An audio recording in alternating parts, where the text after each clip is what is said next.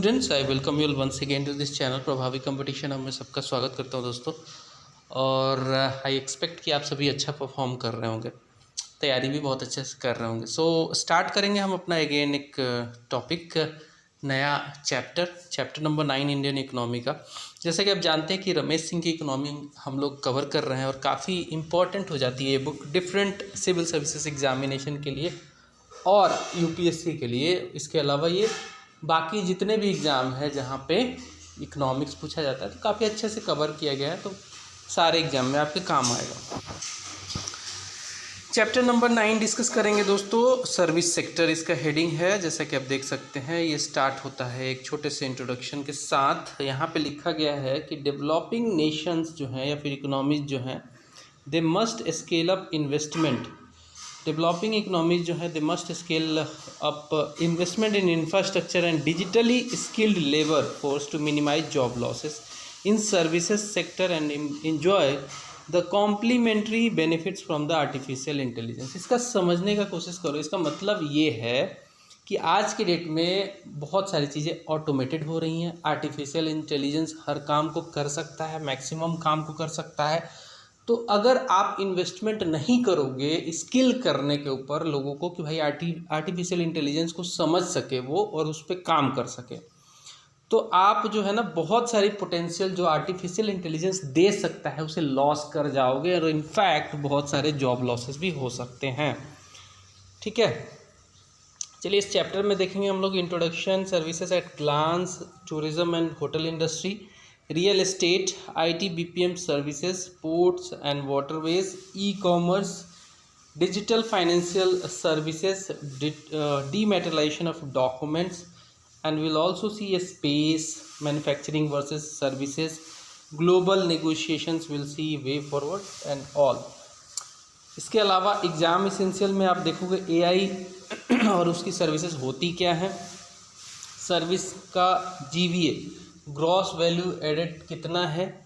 इसके अलावा digital milestone, space tech, commercialisation भी हम देखेंगे, बॉक्सेस में आएंगे देखने को मिलेंगे।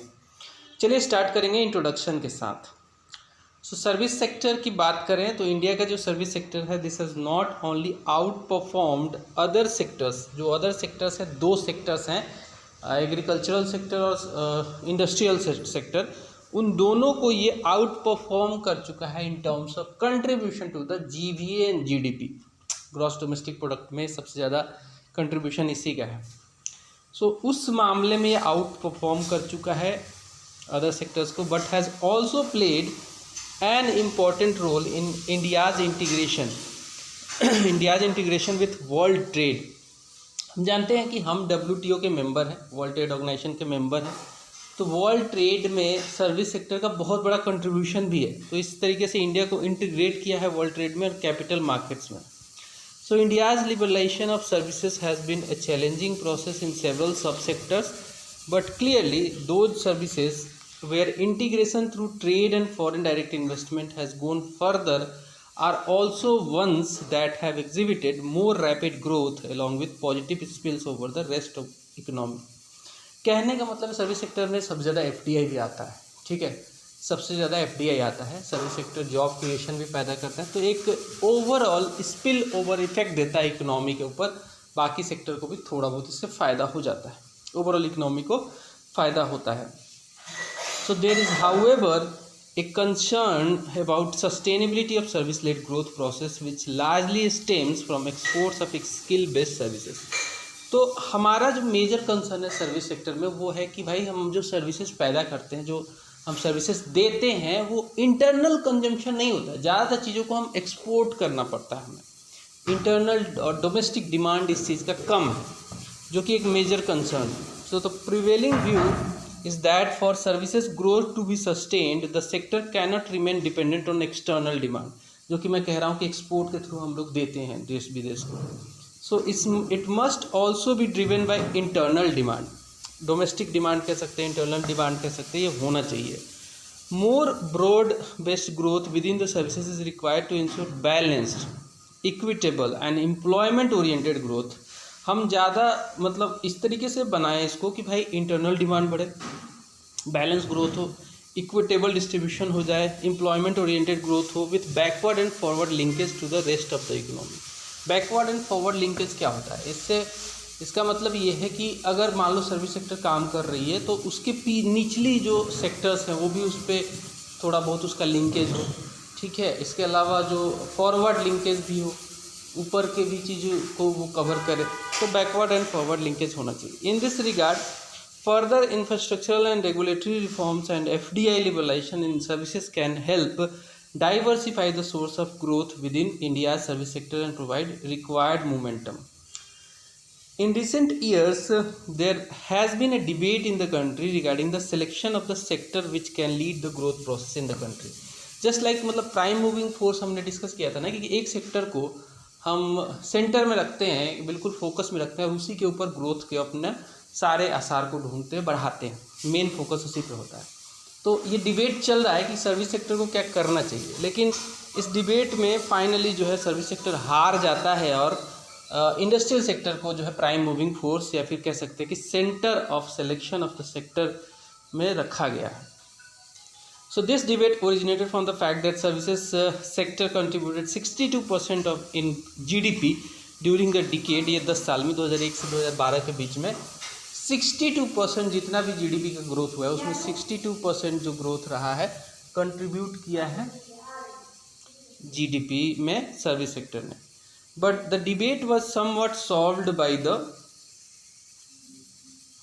इकोनॉमिक सर्वे 2014-15 जो आया था, उस डिबेट को उसमें सॉल्व कर दिया गया। बोला गया कि नहीं भाई, एक्चुअली जो है वो सर्विस सेक्टर नहीं होना चाहिए प्राइम मूविंग फोर्स या फिर सेंट्रल सेक्टर जिसको फोकस में रख के ग्रोथ को लीड किया जाए, जबकि उसके जगह होना चाहिए इंडस्ट्रियल सेक्टर, ठीक है।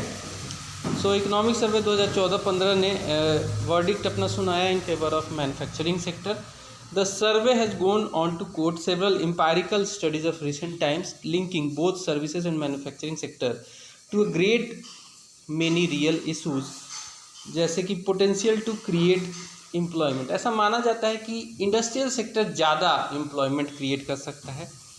Need of skilled and unskilled labour force, ऐसा ये भी माना जाता है कि सर्विस सेक्टर में ज़्यादातर लोग स्किल्ड ही होने चाहिए, जबकि अनस्किल्ड लेबर जो है मैन्युफैक्चरिंग सेक्टर में चल सकते हैं। स्किल्ड चाहिए बट अनस्किल्ड भी चल सकते हैं।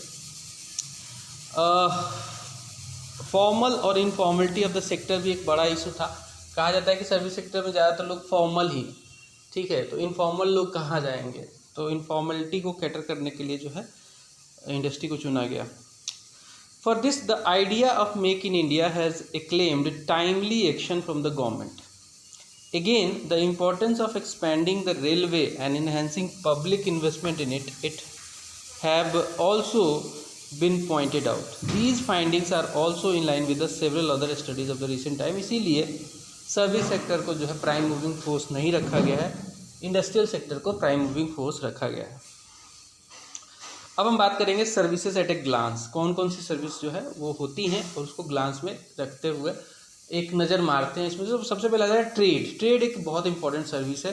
सर्विसेज का जो एक्सपोर्ट है, they are projected to set up new record of 322.72 US$ in 2023-2024, जो कि एक ग्रोथ देखा जा रहा है 2022-23 के लेवल से 26.79% का एक बड़ा ग्रोथ या फिर जंप कह सकते हैं देखा जा रहा है।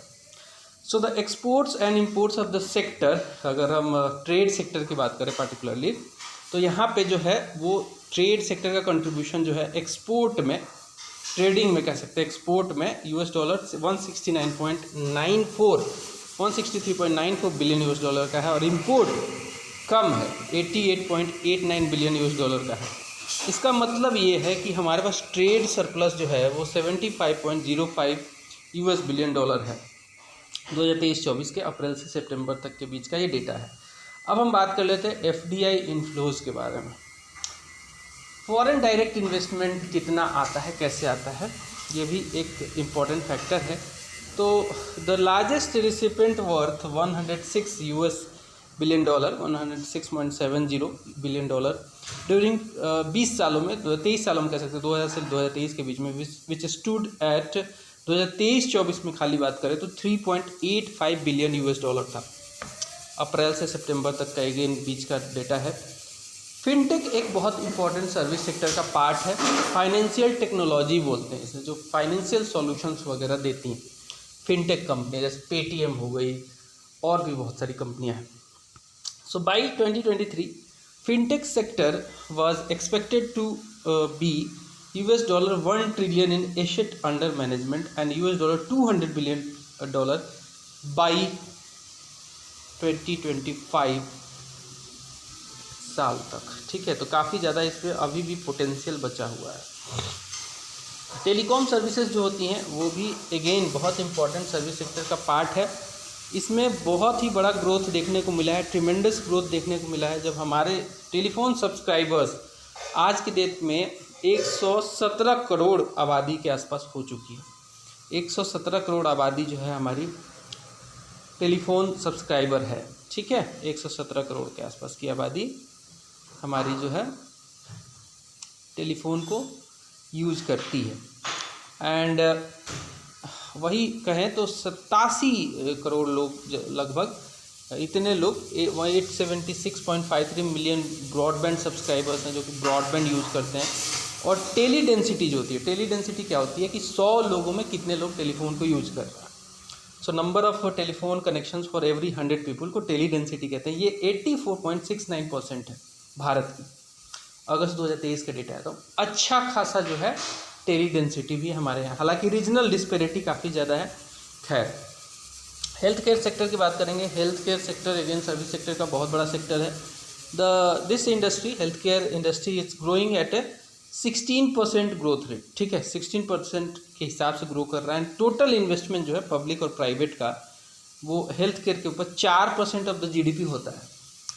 पब्लिक का और प्राइवेट का दोनों का मिला के है। खाली पब्लिक का होता तो ज़्यादा अच्छा लगता कि सरकार खुद 4% ऑफ द जीडीपी खर्च कर रही है हेल्थ केयर सेक्टर के ऊपर, बट प्राइवेट और पब्लिक दोनों मिला के 4% ऑफ द जीडीपी होता है, which is expected to grow $50 billion by size in 2025। ठीक है, हॉस्पिटल इंडस्ट्री जो है it is expected to expand $145 billion. ठीक है, बाई 2023-2024, जिसमें 17% का ग्रोथ देखा जा रहा है, with a 31% growth in the telemedicine between 2020-2025। 5 सालों में टेली मेडिसिन में 31% का जंप देखा गया है, ग्रोथ देखा गया है। स्टार्टअप्स जो आई हैं वो भी इम्पॉर्टेंट है, सर्विसेज में आती हैं। So since the launch of startup India 2016 से देखें तो टोटल नंबर जो है स्टार्टअप इस सेक्टर में, सर्विस सेक्टर में, वो 98,119 एंटिटीज़ ने स्टार्टअप शुरू किया है। ये अप्रैल 2023 तक का डेटा है। इतने समय में इतने सारे स्टार्टअप्स ने स्टार्टअप किया है। ठीक है, बिजनेसेस लगाए हैं सर्विस सेक्टर में।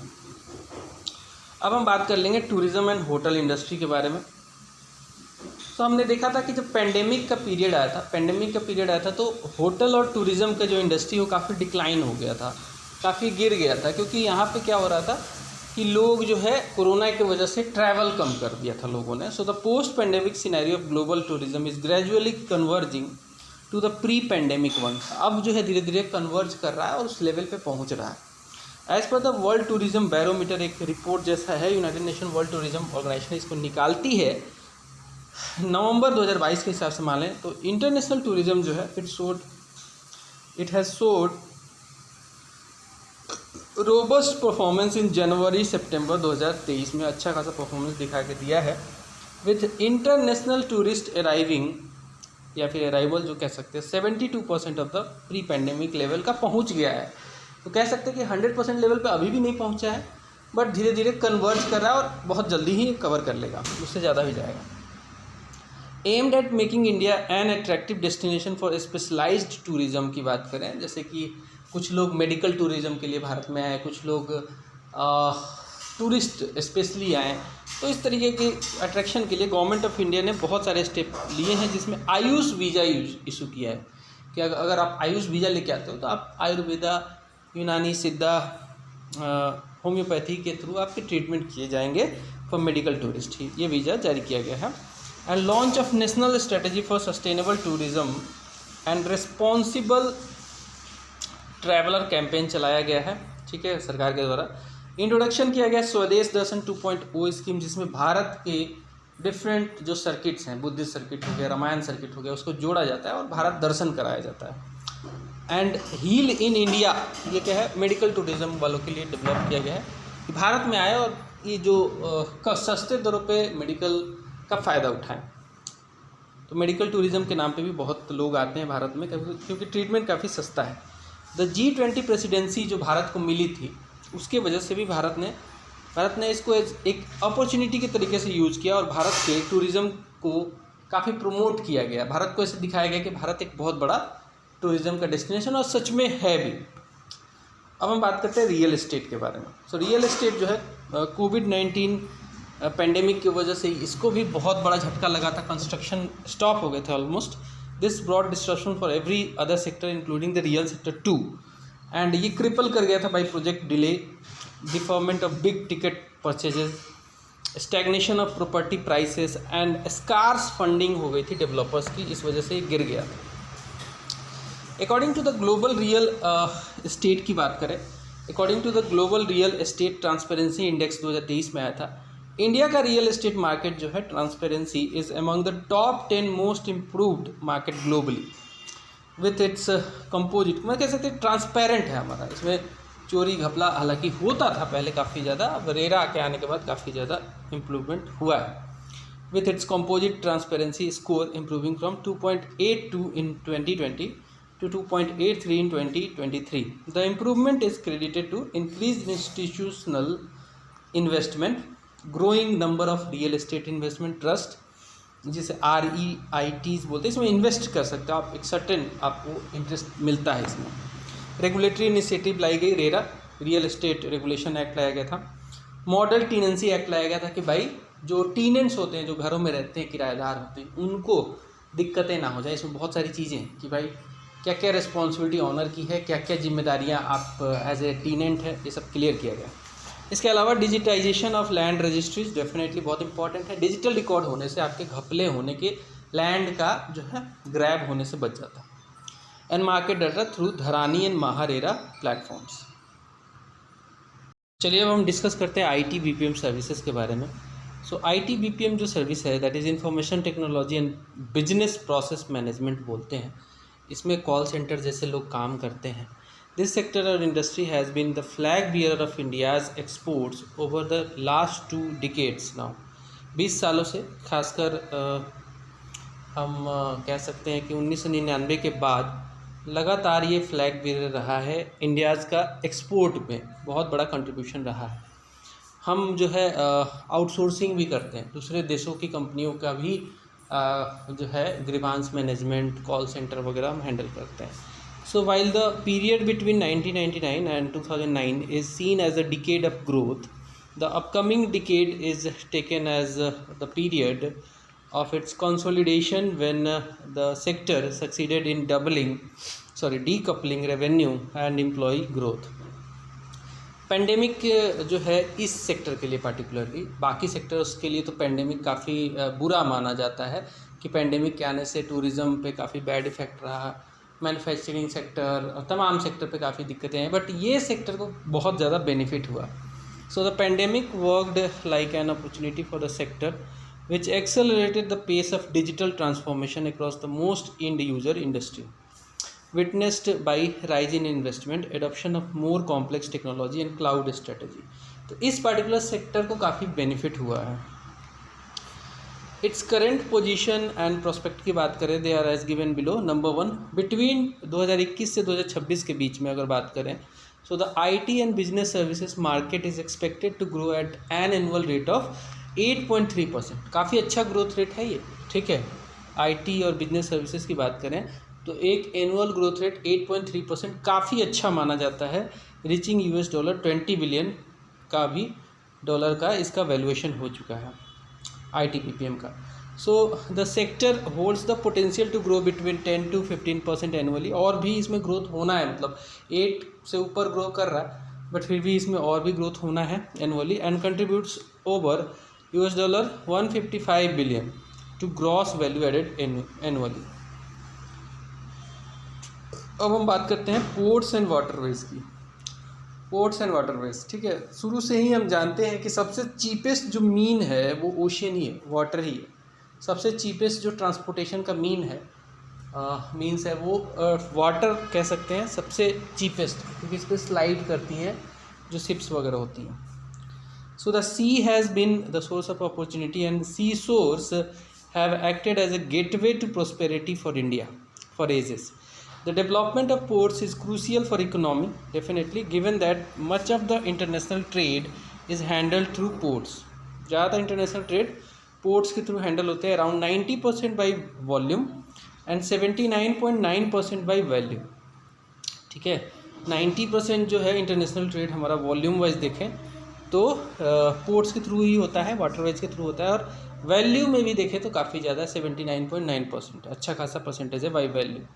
रिसेंट मेजर पॉलिसी इनिशिएटिव जो है related to sector are given below, वो देख लेते हैं क्या क्या पॉलिसी मेजर्स लाई गई, इनिशिएटिव्स लाई गई हैं. Number 1, to enhance the efficiency of major ports the government is focusing on improving port governance, ठीक है, ताकि इन्हांस किया जा सके इफिशियंसी ऑफ मेजर पोर्ट्स की इफिशियंसी को इन्हांस करने के लिए गवर्नमेंट जो है फोकस कर रही है on improving the port governance को ज़्यादा बेटर बनाने की कोशिश कर रही है, ईज ऑफ डूइंग बिजनेस वहाँ भी आए.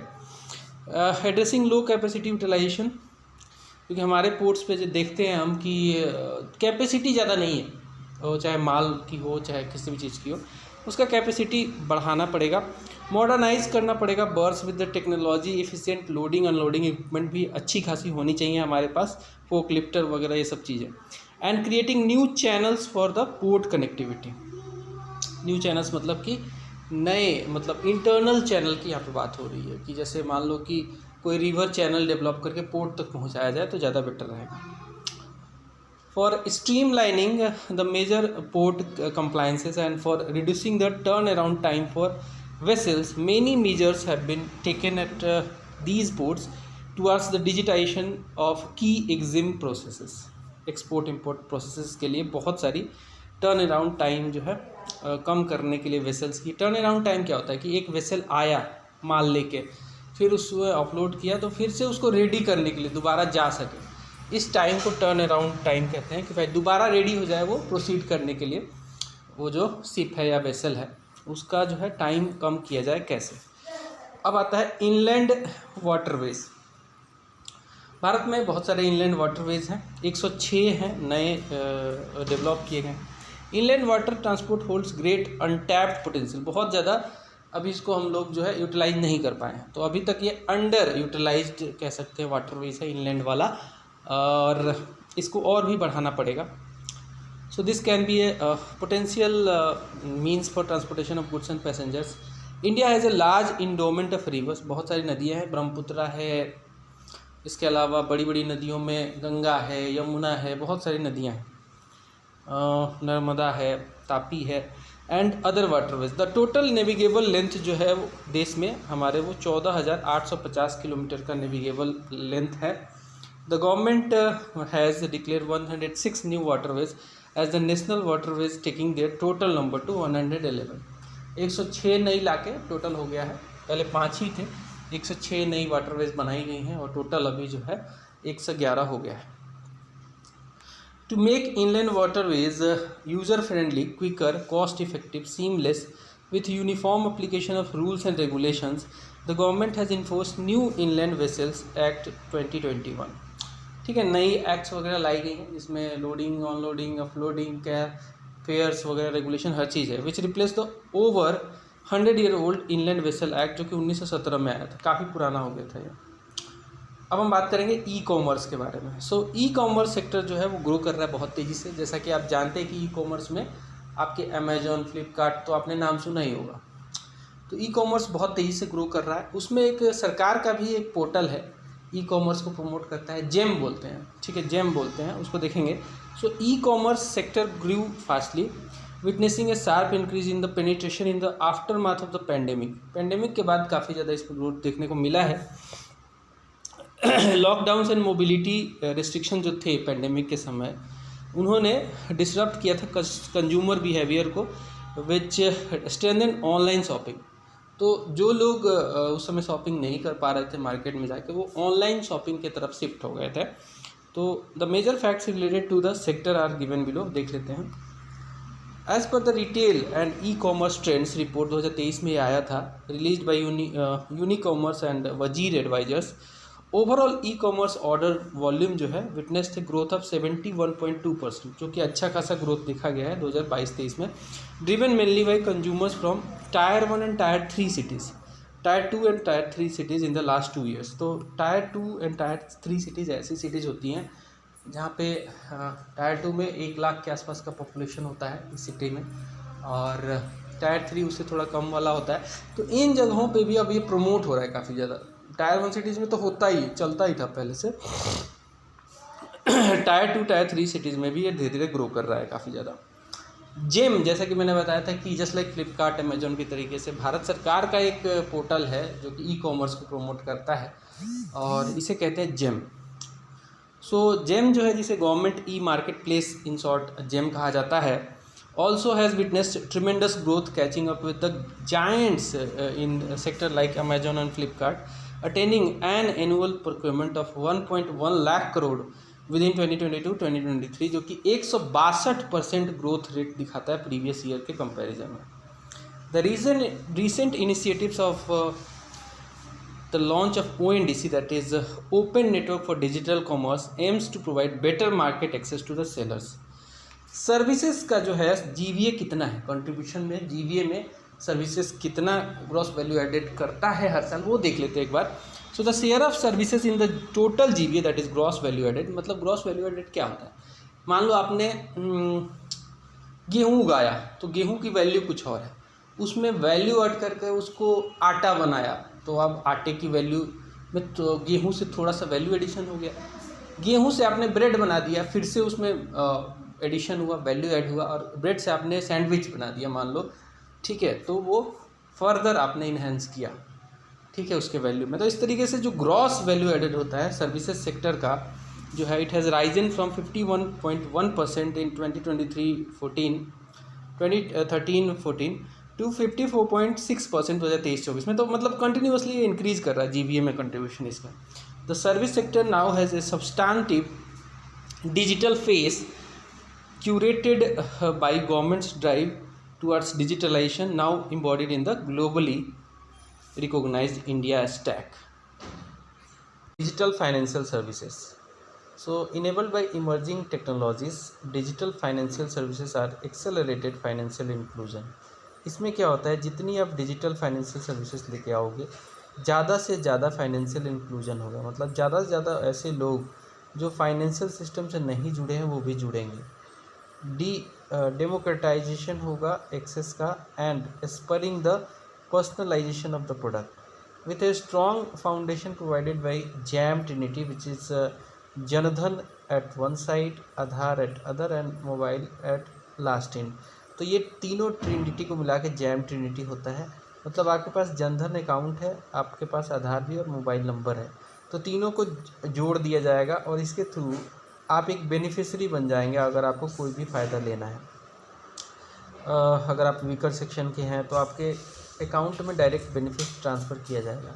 इसके अलावा UPI पेमेंट भारत में एक बहुत बड़ा रिवोल्यूशन है, क्योंकि हर बंदा आज के डेट में लगभग UPI यूज़ कर रहा है। And other regulatory framework, the pandemic has added acceleration in digital adoption. Definitely जब पेंडेमिक आया तो काफ़ी ज़्यादा डिजिटल ट्रांजेक्शन शुरू हो गए। हर दुकान पे पेटीएम वगैरह जो है, या फिर भारत पे कह सकते हैं, बार कोड वगैरह लगने लग गया।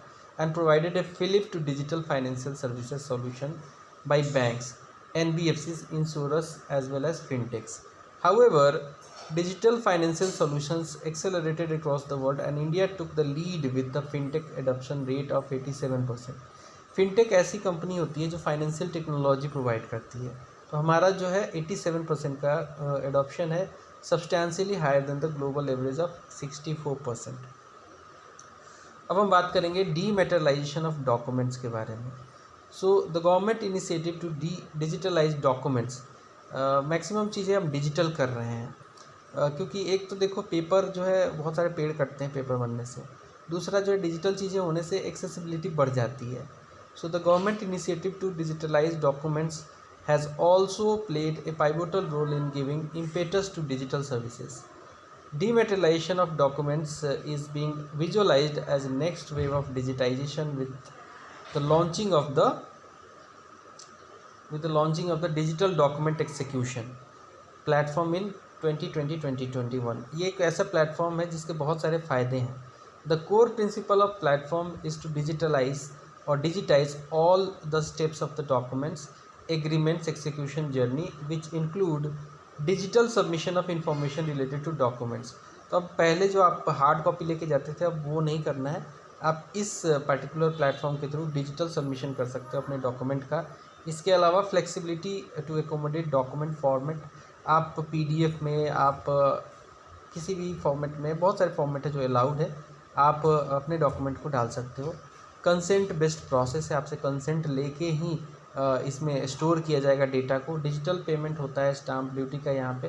तो काफ़ी सारे बेनिफिट्स है इस पर्टिकुलर प्लेटफॉर्म के। इसके अलावा identify verification using electronic signatures, secure storage, transmission and retrieval of document आपका हो सकता है।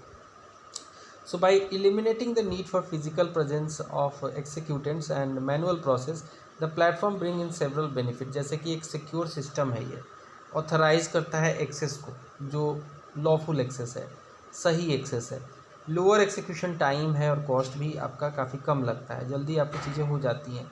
ईजिली एक्सेसिबल है, आप एक ऑनलाइन पोर्टल खोल के आप अपने डॉक्यूमेंट अपलोड एक्सेस कर सकते हो।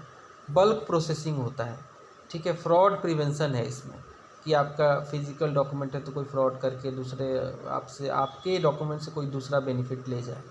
लीगल रोबस्टनेस है, एविडेंटरी वैल्यू है। While the use of DDE began for financial document, the platform shall also enable the digital execution of other documents in coming times। Financial के अलावा बाकी document के लिए भी अगर हो जाए तो ज़्यादा अच्छा है। अभी तक ये फाइनेंशियल सेक्टर के डॉक्यूमेंट्स को ही डील करता है।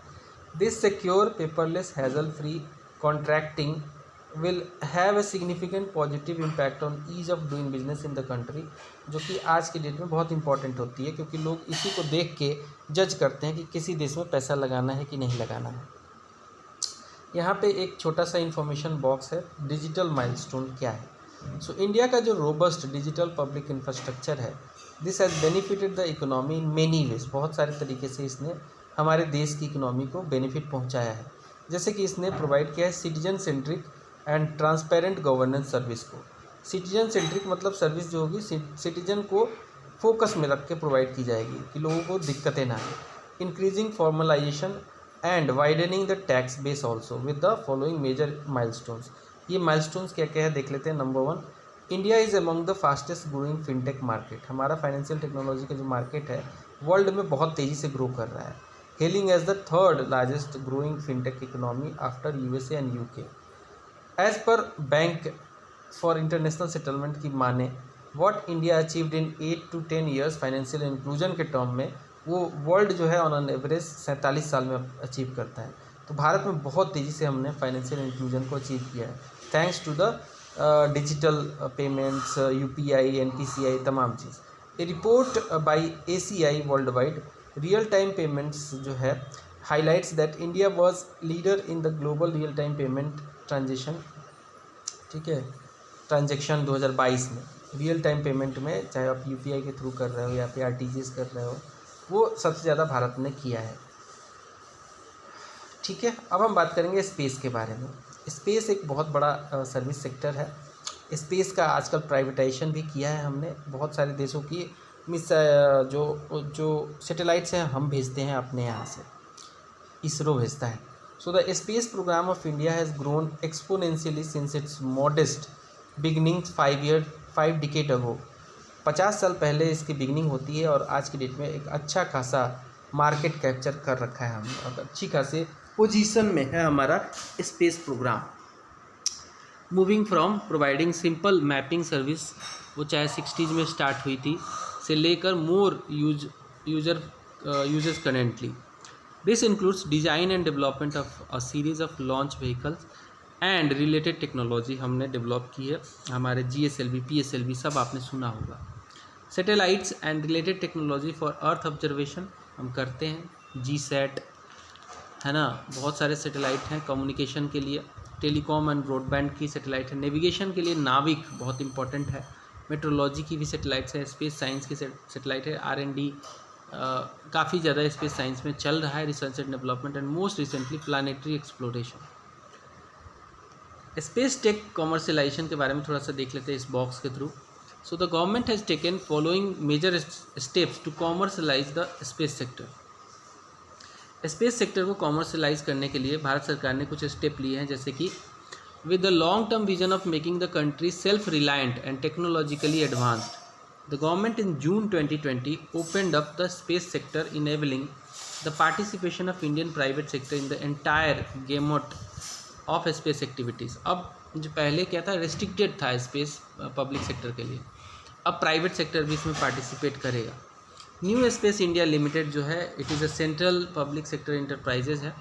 It has been mandated to transfer the technologies emanating out of Indian space program and enable the Indian industry to scale up a high tendency or technology manufacturing base। The Indian National Space Promotion and Authorization Center जो है, जिसे in space कहते हैं, this has been set up which shall act as the promoter and regulator of space activities in India by non-government private entities के तरीके से काम करेगा। एंड देर अगर हम स्पेस को ही कंटिन्यू करें तो देर हैव बीन 3 की areas of focus for India's space programme.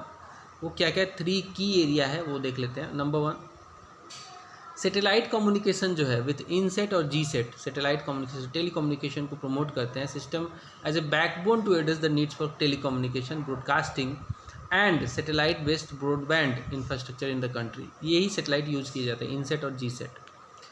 Earth observation and using space based information for weather forecasting, disaster management. इसमें क्या है, अर्थ का ऑब्जर्वेशन किया जाता है, कहाँ पे कौन सा वेदर बन रहा है, कहाँ पे तूफान आएगा, इस तरीके की चीज़ों को ये कैटर करता है। National resource mapping and governance ये करता है। इसके अलावा नेविगेशन के लिए गगन है, हमारा नाविक है, ये नेविगेशन के फील्ड के लिए काम करता है।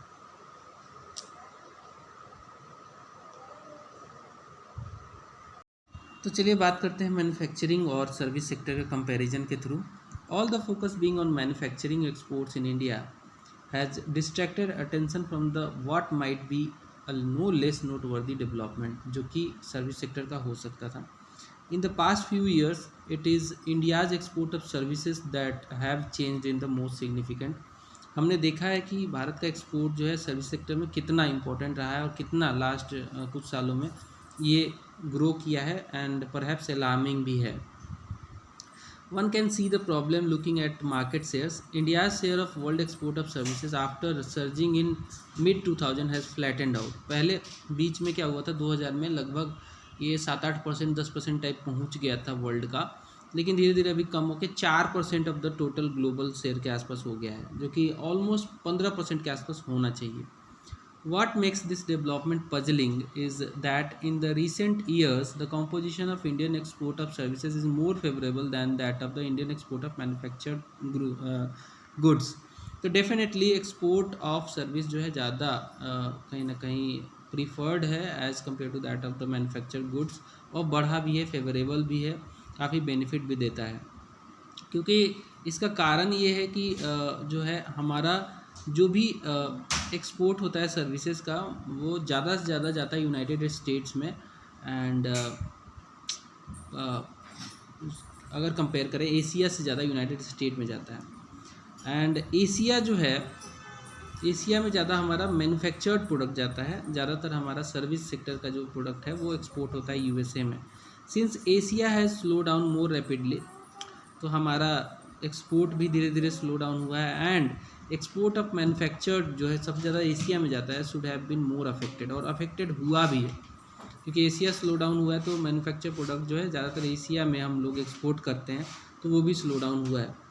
Further more in 2015 the rupee has depreciated strongly against the dollar. जब अचानक से देखा हमने कि रुपया जो है 70 का लेवल क्रॉस कर गया था उस समय, जो वो एक्सपेक्टेड नहीं था 2015, 16, 17 टाइप के आसपास में, और अभी तो और भी ऊपर है। तो डिप्रिसिएशन उस समय बहुत ज़्यादा हुआ डॉलर के कंपेयर में, इसलिए जो है करेंसी हमारी जो है सस्ती हो गई। अब $1 देके पहले जो 70 का माल उठाते थे, अब $1 देके 80 रुपये का माल उठा सकते हैं। तो इस वजह से भी एक्सपोर्ट ऑफ सर्विस जो है बढ़ा है, ये हेल्प किया है। याद रखिएगा, जब भी करेंसी डिप्रिसिएट होती है तो इंपोर्ट महंगा हो जाता है, एक्सपोर्ट सस्ता हो जाता है और एक्सपोर्ट को फ़ायदा मिलता है। These developments have longer term implications. Realizing India's medium term growth potential of 8 to 10% will require rapid growth of export. Definitely जो 8 to 10% हम लोग ग्रोथ एक्सपेक्ट करते हैं, उसके लिए जो है भारत का एक्सपोर्ट सेक्टर जो है अच्छे से ग्रो करना पड़ेगा। How rapid this should be is suggested by comparing India's export performance in service with China's performance in manufacturing. हम अपने सर्विस सेक्टर का परफॉर्मेंस चाइना की मैन्युफैक्चरिंग सेक्टर से कंपेयर करेंगे stage of the growth search को देखने के लिए। सो चाइना का जो ग्लोबल मार्केट शेयर है मैन्युफैक्चरिंग एक्सपोर्ट में बिगिनिंग ऑफ द 1991 में देखें, और इंडिया का जो ग्लोबल शेयर था बिगिनिंग ऑफ 2003 में, वो रफली सिमिलर था इन दोनों का। इंडिया के सर्विस सेक्टर का एक्सपोर्ट 2003 में और चाइना के ग्लोबल मार्केट शेयर जो मैन्युफैक्चरिंग सेक्टर का था एक्सपोर्ट में 1991 में, वो सिमिलर था। ठीक है, रफली सिमिलर था।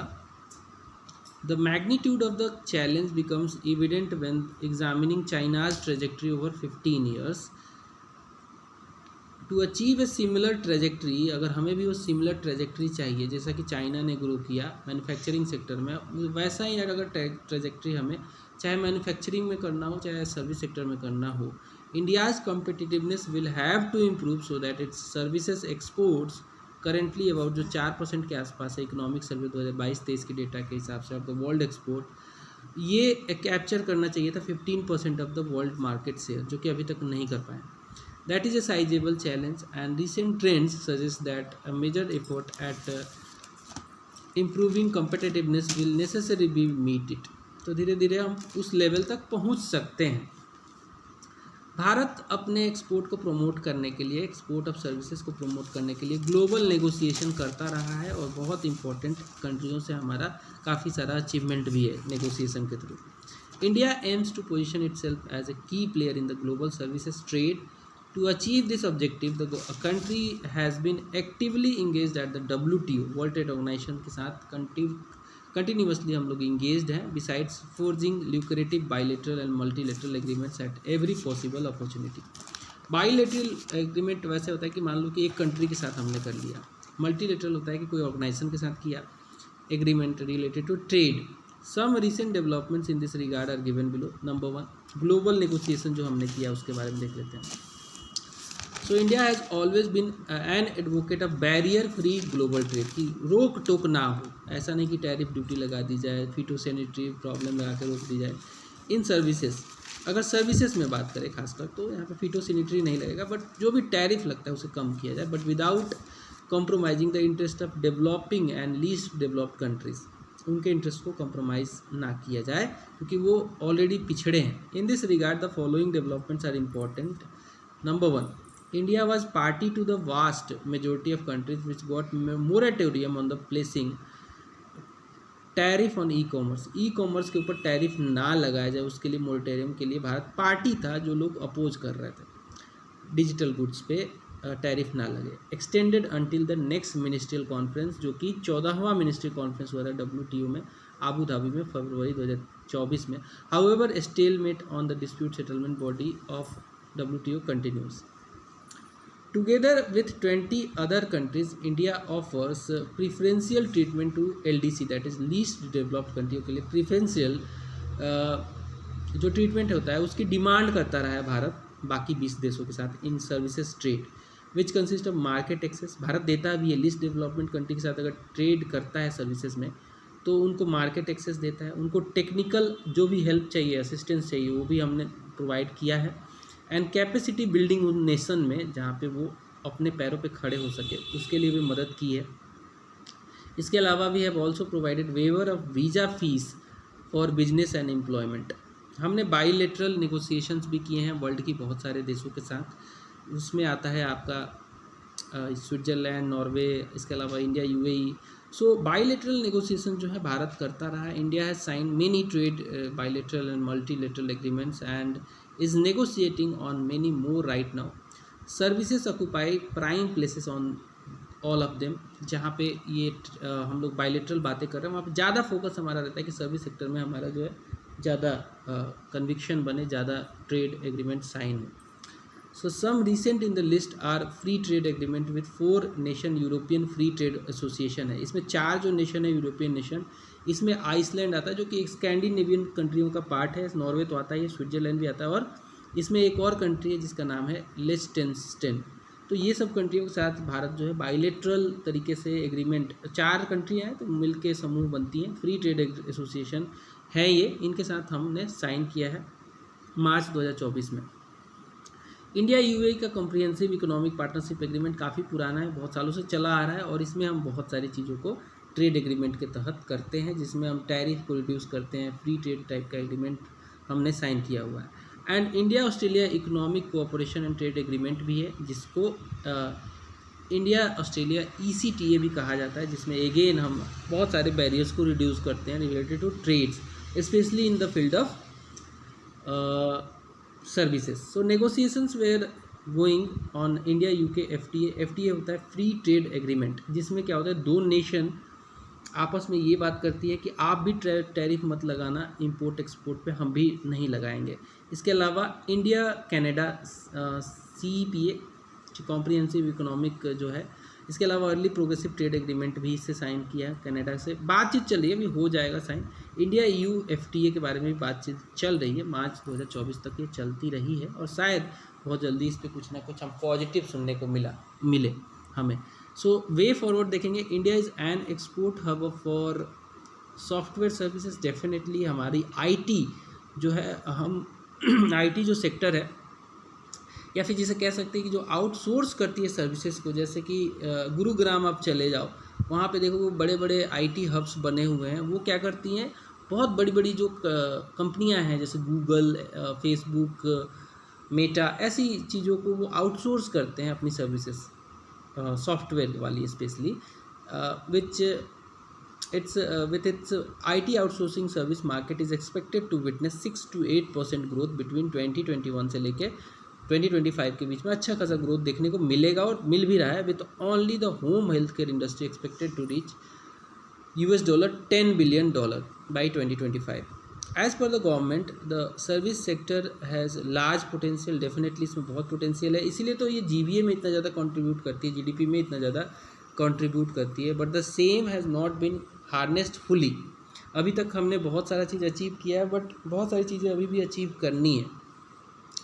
The following governmental steps are needed for furthering the expansion and growth of the sector। वो क्या क्या चीज़ है जो हमें करना पड़ेगा। So number 1, the sector needs to develop competitive advantage by adopting newer technologies and required skill set। Definitely इस field में हमें नई नई टेक्नोलॉजी लानी ही पड़ेगी, स्किल सेट लाना पड़ेगा, AI से specially related, with focus on quality, exploring new destinations and services also. इसके अलावा the large pool of skilled manpower especially in the area of IT and ITES is available at the relatively low cost needs to be harnessed। हमारे यहाँ IT की जो services है काफ़ी कम cost में available रहती है, इसी वजह से फॉरेन कंट्रियाँ जो है अपना जो है सर्विस आउटसोर्स करती है अपना काम भारतीय IT एक्सपर्ट्स को। Rapidly increasing population of youth looking to migrate from agriculture to other sectors will boon to this sector, because अगर उनको सही स्किल ट्रेनिंग दे के यहाँ पे लाया जाए तो काफ़ी ज़्यादा और भी चीपर हमारा जो है मैन पावर अवेलेबल रहेगा। So there is no reason why the sector depends so much on imports when we have a large and varied skill workforce. Indian missions abroad should start pitching in the effectively to explore Indian export there.